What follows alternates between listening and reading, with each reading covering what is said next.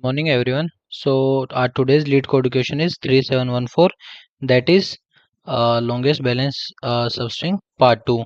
So basically it is a medium question, but honestly speaking it is a very good question. So in this question we are given a string as that consists of only three characters, either A, B or C, right? And we are given a substring is called balanced if all the distinct characters present in the substrings appear the same number of times. Suppose there is a substring a, b, c. So see, three different characters are present and all have frequency 111. So all of them have same frequency, so it is balanced, right?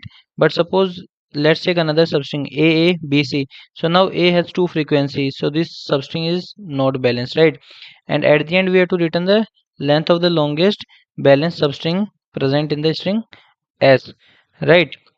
Now let's say see the first example. So here we are given a, b, b, a, c, right?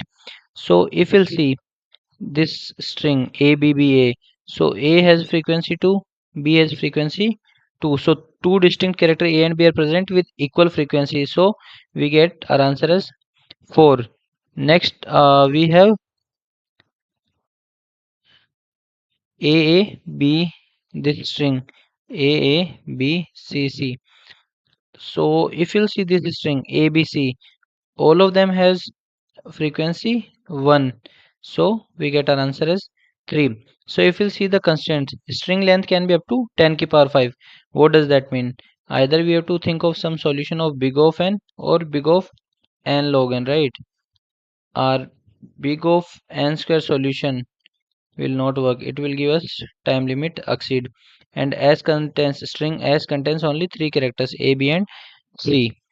So if you'll see the brute force approach, so brute force approach is to find all the possible substrings and then check whether they are balanced or not. But finding all the possible substrings takes big of n square time, and as we have discussed, due to constraints this is not feasible. So what we have to do is we have to optimize this brute force approach to some solution that has time limit as less than n square, right?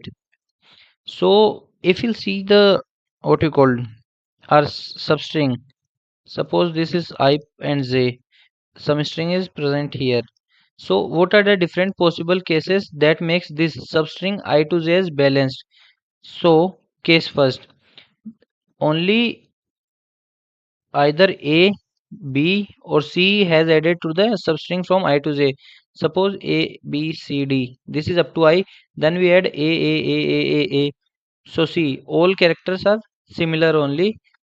So if one character is present, then no matter how much frequency it has, it will be balanced. So first case can be only one character is added or will be added after index I up to index j.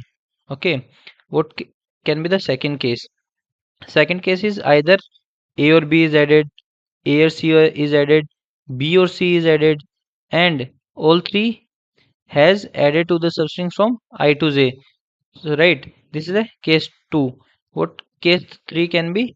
Like we have added all three a, b and c to the substring from uh, I to j. Okay, so these are the three cases that can be possible in a substring from I to j, right?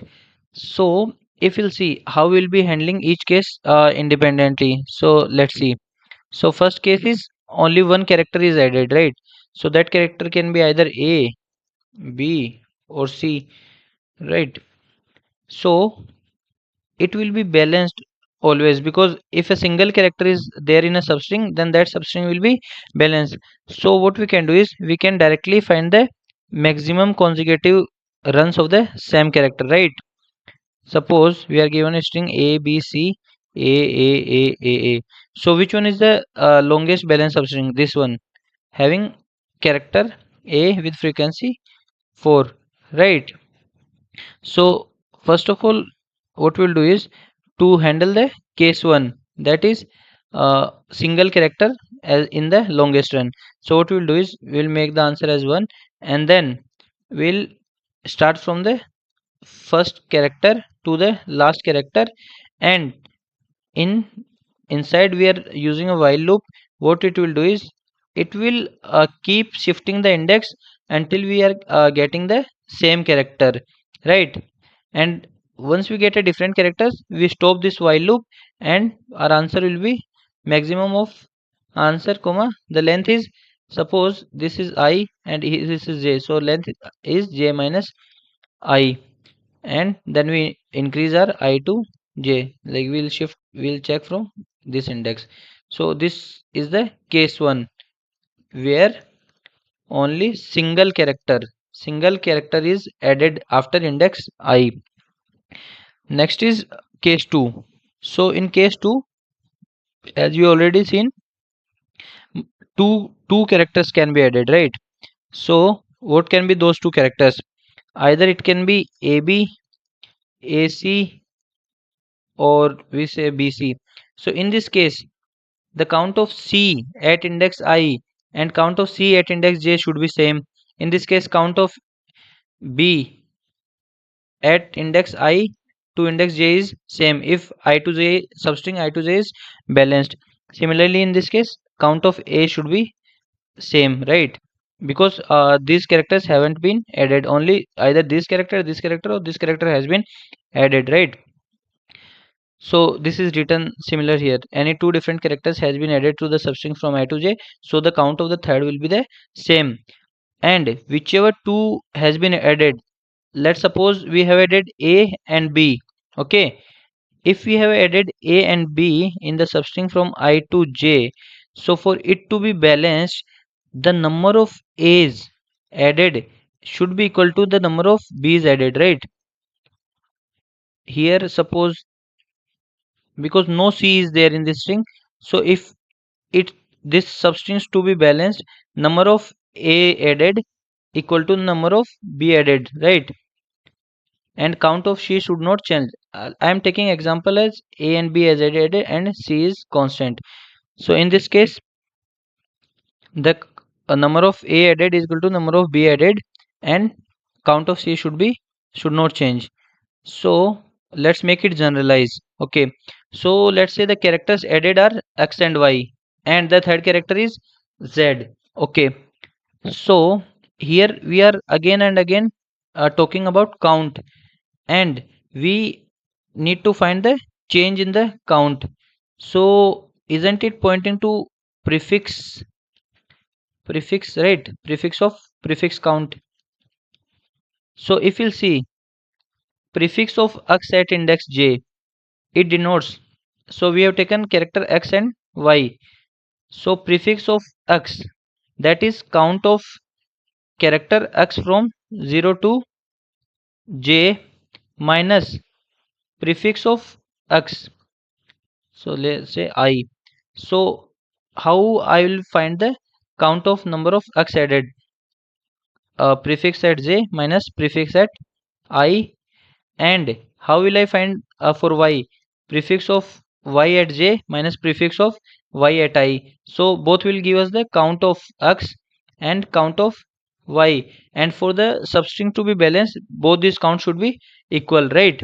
So if you'll see this equation, or we can also write this equation as that. Suppose if I shift this j wala thing here, so it will become prefix of x at j minus prefix of y at j is equal to prefix of x at I and prefix of y at I index. That means whatever count of character x is present at I and whatever count of character y is present at I and j, so similarly for j. So the difference of these two characters should be equal to the difference of these two characters for this substring I to j to be balanced. Okay, so what we get the difference? So difference is equal to count at x minus y at any index, right? And count of z, can be even like x can be a, b or c, right? In that case y can be b, a, c, and z can be anything. So we are just denoting using x and y z to generalize it, right? So difference is equal to x minus y at an index, and count of z will store the count of the third character which is not added, means whose count hasn't been changed. So let's see an example to understand it more clearly. So in we are given a string a b a a c, right? So initially count of a, count of b, count of c, all three are 0 before this, right? Now at index this count of a, here count of b and a both has 1 1, count of a has become 2, count of b has 1. So see, we have stored all the counts of a, count of b and count of c. Now if you'll see from -1 to 0 and 2, -1 to 1, only two characters are added, that is a and b. No character c has been added. So isn't it the case second, that is the count of two characters has changed and the count and no third character has been added. So if you'll see the difference, 1 minus 1 is 0, and initially the difference is 0 minus 0 is 0, and count of c is 0, that is 0, and count of c here also 0. So if you'll see this difference comma count ka pair and difference comma count ka pair is repeating at index -1 and at index 1. So if you'll see AB, is it balanced? Yes, this is balanced. So if this pair difference comma count ka pair repeat for any index j to any previous index, let's say I, then the length of the balanced part is j minus I. I hope you get it. So whatever what is written here, a substring from I plus 1 to j is balanced if difference at j is equal to difference at I, difference at j is equal to difference at ai, and count of the third remaining remains same, count of the third element or third character remains the same. Okay, so what we can do is we can use a hash map that will store difference comma count as a pair, like map of pair of int comma int comma int. Okay, so what we'll do is we'll store this pair, and here we'll denote the index, first time that particular pair is pair of difference comma count is appearing, and at any index k, at any index future index k, we will check the pair in the map, and suppose if get the index I, then the length is k minus I. That means the string from I plus 1 to k is balanced. That means this string from I plus 1 to k has added only two characters x and y, and their count is same, right? So the length is k minus I. So if you'll see the code of this part, so what we do is we'll take character x, y and z, and if you'll notice we have taken all the three cases. In the case 1, a and b are changing, and we are assuming c hasn't added. In the second case, ac is added and b hasn't changed. In third case, bc has added, a is not changing. So we have taken all the three cases, and for all the three cases we have called this helper function, right? And now see what this helper function is doing. This helper function has made a map which will in which it will store the pair of difference comma count of the third element, that is z. We are assuming that is z, x and y has been added. Okay, and this map is called as first, right? So difference is equal to 0, count of z is equal to 0, and difference initially we have 0 0 0, so difference is 0 and count is 0, so we will putting that index as -1, right? And then we will be iterating over the string, and if the element is equal to x, x can be either a, b or c, right? In depending on the case we have called. So if it is equal to, and difference is equal to x minus y. Okay, so if s of I is equal to x, so difference will increase by 1. So difference will increase by 1 as x has increased by 1. If s of I is equal to y, if y increase by 1, then difference will decrease by 1, and else it is not either x not y, then it is z, so we'll increase the count of z. Okay, and then we'll make the pair difference comma count. We have made the pair, and then find the pair in the our map. Suppose we get some iterate auto it, so this will return as some pointer. So if this pointer is not equal to the end pointer, if this pointer is not equal to the end pointer, that means there is another pair present at some index, let's say I. Okay, some index I, which also has the same difference comma count. That means the substring from I plus 1 to the current index is balanced. So what is the length is I minus what it dot it arrow second. So basically it is an pointer, so that's why we are using arrow. So it arrow second will give us the index that is stored for this pair. Okay, previous index. So the length that we get, and then we will compare the length with the previous best. If if we don't get any previous pair with difference comma count, then we will store this pair and the index at which this pair is present, and at the end we will be returning our best, right? So let's see the case number 3. So in case number 3, what can be all the three characters A, B and C has been added in the substring from I to J. Okay, all three characters has been added, and for the substring I to J to be balanced, the number of A's added should be equal to the number of B's added, should be equal to the number of C that has been added, right? So if this condition holds, then it will be balanced. That is, number of A's added is equal to number of B's added equal to number of C added. So let's see an example to explain it, to get it more clearly. So we are given a string A, B, C, C, right? Initially we have all the elements as 0, 0, 0.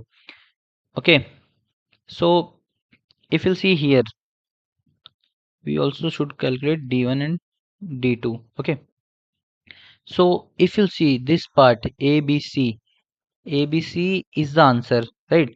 So 2 minus 1 is 1, and 1 minus 1 is 0.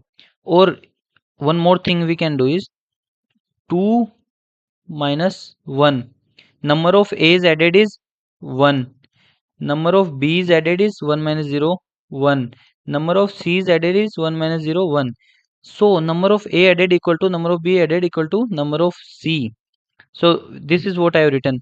Prefix of A of J, let's say this is J, minus prefix of A of I, let's say this is I. Okay, this will give us the count of A, which is 1 here. Similarly for B, similarly for C. So if we'll solve these three equations, these two equation, this equation and this equation are equal. So prefix of A of J minus prefix of A of I will give us the count of A. This will give us the count of B. These are equal. So what I do is I'll accumulate what we call the J wala thing on one side. So prefix of A of J minus prefix of B of J equal to prefix of A of I minus prefix of B of I. So if you'll notice, not only this differences, not only, wait one second, not only 2 minus 1 is 1, 1 minus 0, 1. Not only these are same. If we'll do 2 minus 1 is 1. So 1 minus 0 is also 1. So this difference of the element numbers is also same.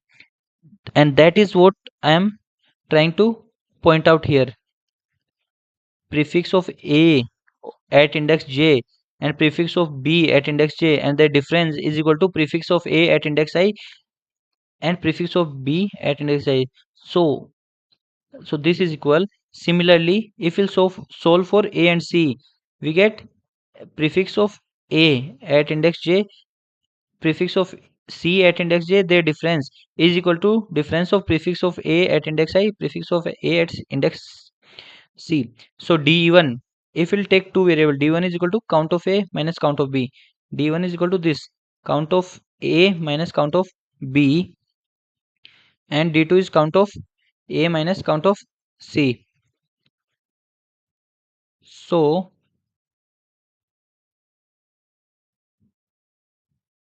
so if two indexes i and j, I and j have same d1 comma d2 का pair, d1 comma d2 का pair, that means the substring from I plus 1 to j is balanced, because d1 denotes the difference of count of a minus count of b, that is number of a's added minus number of b's added, and d2 is number of a's added minus number of c's added.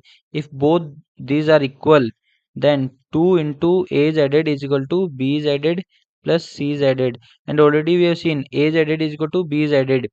So all three will be equal, right? a's का count is equal to b's का count equal to c's का count.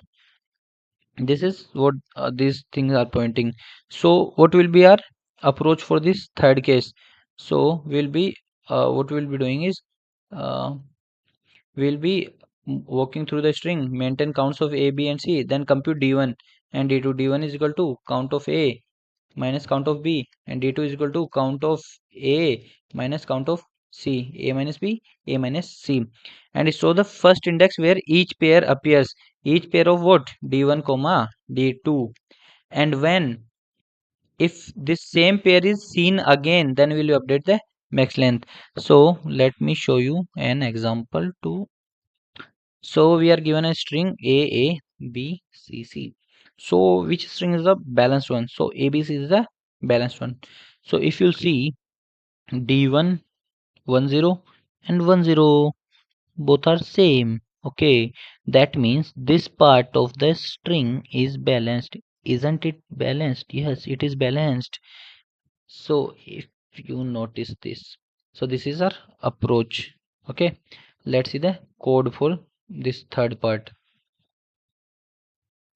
So in this, again we have used a map to store the pair of d1 comma d1 comma d2. Okay, and we have a variable, b variable, c variable to store the counts, and initially all three are 0, so difference is d1 is equal to 0, d2 is equal to 0 at index minus 1.